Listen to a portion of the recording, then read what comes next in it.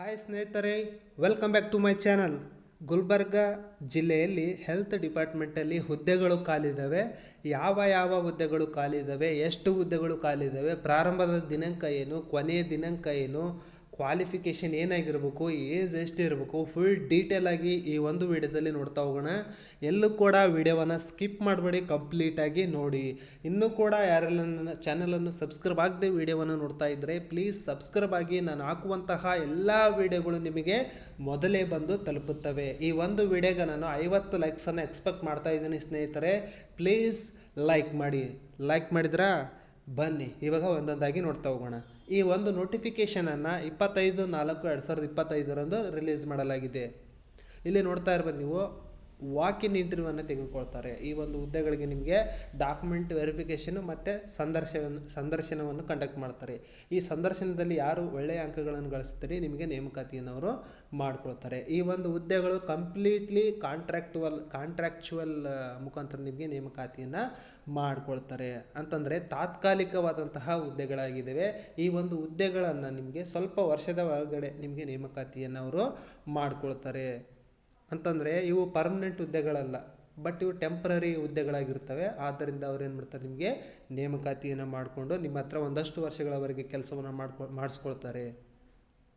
ಇಲ್ಲಿ ನೋಡ್ತಾ ಇರ್ಬೋದು ನೀವು, ಇಂಟರ್ವ್ಯೂವನ್ನು ತೆಗೆದುಕೊಳ್ತಾರೆ ಮತ್ತು ಡಾಕ್ಯುಮೆಂಟ್ ವೆರಿಫಿಕೇಷನನ್ನು ಮಾಡ್ತಾರೆ.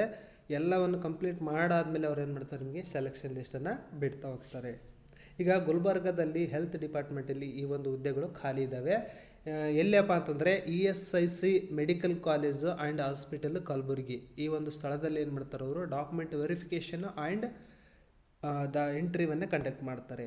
ಯಾವತ್ತಿನ ದಿನಪ್ಪ ಅಂತಂದರೆ 7/5/2025 ಡಾಕ್ಯುಮೆಂಟ್ ವೆರಿಫಿಕೇಷನ್ ಆ್ಯಂಡ್ ಇಂಟರ್ವ್ಯೂವನ್ನು ಅವರು ಕಂಡಕ್ಟ್ ಮಾಡ್ತಾರೆ. ಎಲ್ಲಪ್ಪ ಅಂತಂದರೆ ESIC medical college and hospital Kalaburagi. ಈ ಒಂದು ಜಿಲ್ಲೆಯಲ್ಲಿ ಅವ್ರು ಏನು ಮಾಡ್ತಾರೆ, ನಿಮಗೆ ಇಂಟರ್ವ್ಯೂವನ್ನು ಕಂಡಕ್ಟ್ ಮಾಡ್ತಾರೆ. ಈ ಒಂದು ಹುದ್ದೆಗಳು ತಾತ್ಕಾಲಿಕವಾದಂತಹ ಹುದ್ದೆಗಳಾಗಿದ್ದಾವೆ. ಇವು ಪರ್ಮನೆಂಟ್ ಹುದ್ದೆಗಳಲ್ಲ. ಕ್ಲಿಯರ್ಲಿ ತಿಳ್ಕೊಂಬಿಡ್ರಿ. ಈಗ ಯಾವುದೇ ರೀತಿಯಾದಂತಹ ಕರ್ನಾಟಕ ಗೌರ್ಮೆಂಟು ಹುದ್ದೆಗಳ ನೋಟಿಫಿಕೇಷನನ್ನು ಬಿಡುಗಡೆ ಮಾಡ್ತಾ ಇಲ್ಲ. ಇನ್ನು ಮಿಕ್ಕಿದ್ದೆಲ್ಲವೂ ಕೂಡ ಬರ್ತಾ ಇರೋಂತಹ ಎಲ್ಲ ಹುದ್ದೆಗಳು ಕೂಡ ಅವೆಲ್ಲ ಕಾಂಟ್ರಾಕ್ಟ್ ಮುಖಾಂತರ ನಿಮಗೆ ನೇಮಕಾತಿಯನ್ನು ಮಾಡ್ಕೊಳ್ತಾ ಹೋಗ್ತಾರೆ. ಬಟ್ ಸೆಂಟ್ರಲ್ ಗೌರ್ಮೆಂಟ್ ಮಾತ್ರ ಪ್ಯೂರ್ಲಿ ಗೌರ್ಮೆಂಟ್ ಹುದ್ದೆಗಳಾಗಿರ್ತವೆ. ಈ ಸದ್ಯಕ್ಕೆ ಬಿಡುಗಡೆ ಆಗ್ತಾ ಇರೋಂತಹ ಹುದ್ದೆಗಳಿವು. ಸ್ಟೇಟ್ ಗೌರ್ಮೆಂಟಲ್ಲಿ ರಿಸರ್ವೇಷನ್ ಕಂಪ್ಲೀಟ್ ಆದಮೇಲೆ ಗೌರ್ಮೆಂಟ್ ಹುದ್ದೆಗಳಿಗೆ ಅವರು ಕಾಲ್ಫರ್ ಮಾಡೋದಕ್ಕೆ ಶುರು ಮಾಡ್ತಾರೆ. ಅಲ್ಲಿವರೆಗೂ ಕೂಡ ಎಲ್ಲ ಈಗ ಯಾವ ನೇಮಕಾತಿಗಳು ಬಂದರೂ ಕೂಡ ಅವೆಲ್ಲವೂ ಕೂಡ ಕಾಂಟ್ರಾಕ್ಟ್ ಮುಖಾಂತರ ನೇಮಕಾತಿಯನ್ನು ಮಾಡ್ಕೊಳ್ಳುವಂತಹ ಹುದ್ದೆಗಳಾಗಿರ್ತವೆ. ಇದೊಂದು ಸಣ್ಣ ಮಾಹಿತಿ ನಿಮ್ಮ ಕಿವಿಲಿ ಇರಲಿ ಅಂತ ಹೇಳ್ತಾ ಇರೋದು.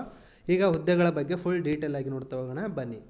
ಗುಲ್ಬರ್ಗದಲ್ಲಿ ಇರುವಂತಹ ಹುದ್ದೆಗಳು ಇವು, ಖಾಲಿ ಇರುವಂತಹ ಹುದ್ದೆಗಳು. ಈಗ ನೋಡೋಂಬರ್ರಿ. ಅನಾಟಮಿ ಅಂತಂದೇಳಿ ಇಲ್ಲಿ 3 ಹುದ್ದೆಗಳು ಖಾಲಿ ಇದ್ದಾವೆ. ಫಿಸಿಯಾಲಜಿ ಅಂತಂದೇಳಿ 2 ಹುದ್ದೆಗಳು ಖಾಲಿ ಇದ್ದಾವೆ. ಬಯೋಕೆಮಿಸ್ಟ್ರಿ ಅಂತಂದೇಳಿ 3 ಹುದ್ದೆಗಳು ಖಾಲಿ ಇದ್ದಾವೆ. ಅದಾದ ನಂತರ ಫಾರ್ಮಾಕಾಲಜಿ ಅಂತಂದೇಳಿ 2 ಹುದ್ದೆಗಳು ಖಾಲಿ ಇದ್ದಾವೆ. ಮೈಕ್ರೋಬಯಾಲಜಿ ಅಂತಂದೇಳಿ 4 ಹುದ್ದೆಗಳು ಖಾಲಿ ಇದ್ದಾವೆ. ಫಾರೆನ್ಸಿಕ್ ಮೆಡಿಸಿನ್ ಅಂತಂದೇಳಿ 1 ಹುದ್ದೆ ಖಾಲಿ ಇದೆ. ಜನರಲ್ ಮೆಡಿಸಿನ್ ಅಂತಂದೇಳಿ 2 ಹುದ್ದೆಗಳು ಖಾಲಿ ಇದ್ದಾವೆ. ಜನರಲ್ ಸರ್ಜರಿ ಅಂತಂದೇಳಿ 2 ಹುದ್ದೆಗಳು ಖಾಲಿ ಇದ್ದಾವೆ. ಆರ್ಥೋಪೆಡಿಕ್ಸ್ ಅಂತಂದೇಳಿ 1 ಹುದ್ದೆ ಖಾಲಿ ಇದೆ. ಅನಸ್ಥಿಯಾಲಜಿ ಅಂತಂದೇಳಿ 1 ಹುದ್ದೆ ಖಾಲಿ ಇದೆ.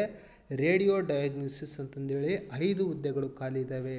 ಅದಾದ ನಂತರ ICU ಬಾರ್ MICU ಅಥವಾ ICCU ಮೆಡ್ ಅಂತಂದೇಳಿ ಒಟ್ಟು 2 ರೀತಿಯಿಂದ 3 ಹುದ್ದೆಗಳು ಇಲ್ಲಿ ಖಾಲಿ ಇದ್ದಾವೆ. ಅದಾದ ನಂತರ ಎಮರ್ಜೆನ್ಸಿ ಮೆಡಿಸಿನ್ ಅಂತಂದೇಳಿ ಒಟ್ಟು 8 ಹುದ್ದೆಗಳು ಖಾಲಿ ಇದ್ದಾವೆ. ಒಟ್ಟು ಟೋಟಲ್ ಆಗಿ ಕಲಬುರಗಿ ಜಿಲ್ಲೆಯಲ್ಲಿ ಖಾಲಿ ಇರುವಂಥದ್ದು ಒಟ್ಟು 37 ಹುದ್ದೆಗಳು ಈಗ ಖಾಲಿ ಇರುವಂಥದ್ದು.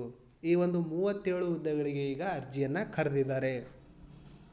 ಈ ಒಂದು 37 ಹುದ್ದೆಗಳು ಯಾವ ಕ್ಯಾಟಗರಿಯವರಿಗೆ ಇದ್ದಾವೆ ಅಂತಂದೇಳಿ ಈಗ ನೋಡ್ತಾ ಹೋಗೋಣ.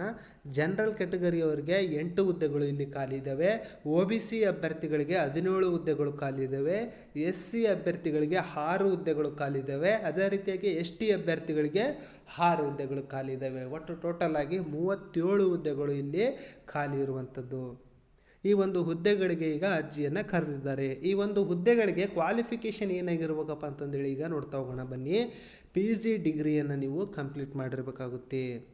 PG ಡಿಗ್ರಿ ಕಂಪ್ಲೀಟ್ ಆದಂತಹ ಎಲ್ಲ ಅಭ್ಯರ್ಥಿಗಳು ಕೂಡ ಈ ಒಂದು ಹುದ್ದೆಗಳಿಗೆ ನೀವು ಅಪ್ಲಿಕೇಶನನ್ನು ಸಬ್ಮಿಟ್ ಮಾಡಬಹುದು.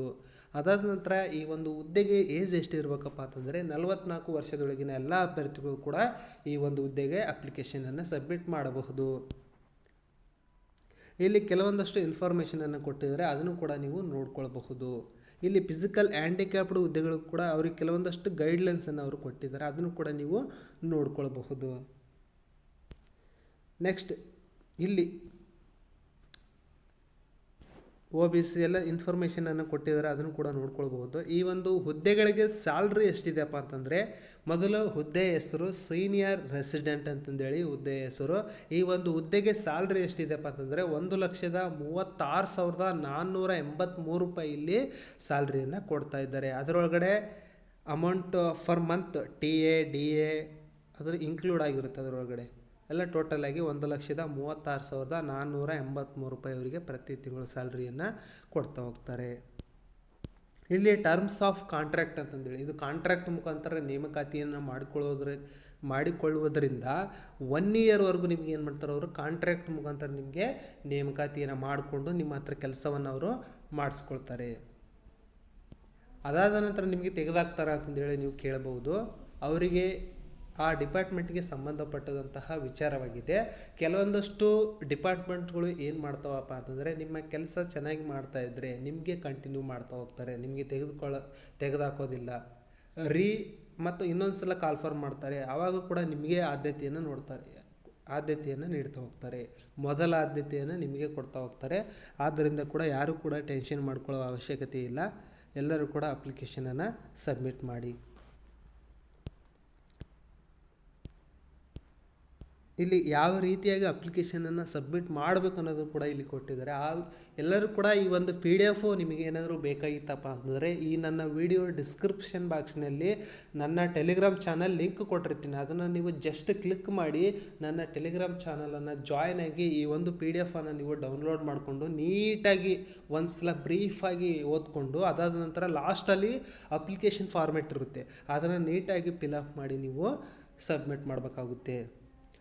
ಕೊನೆಯ ದಿನಾಂಕ ಬಂದು ಇದು ಒಂದು ವಾಕಿನ್ ಇಂಟರ್ವ್ಯೂವನ್ನು ಕಂಡಕ್ಟ್ ಮಾಡ್ತಾರೆ. ನಿಮಗೆ ಯಾವ ದಿನಾಂಕದೊಂದು ಇಂಟರ್ವ್ಯೂವನ್ನು ಕಂಡಕ್ಟ್ ಮಾಡ್ತಾರಪ್ಪ ಅಂತಂದರೆ 9 ಗಂಟೆಯಿಂದ ಹಿಡಿದು 10:30 ಗಂಟೆವರೆಗೂ ಅವರು ನಿಮ್ಗೆ ಏನು ಮಾಡ್ತಾರೆ ಇಂಟರ್ವ್ಯೂವನ್ನು ಕಂಡಕ್ಟ್ ಮಾಡ್ತಾರೆ.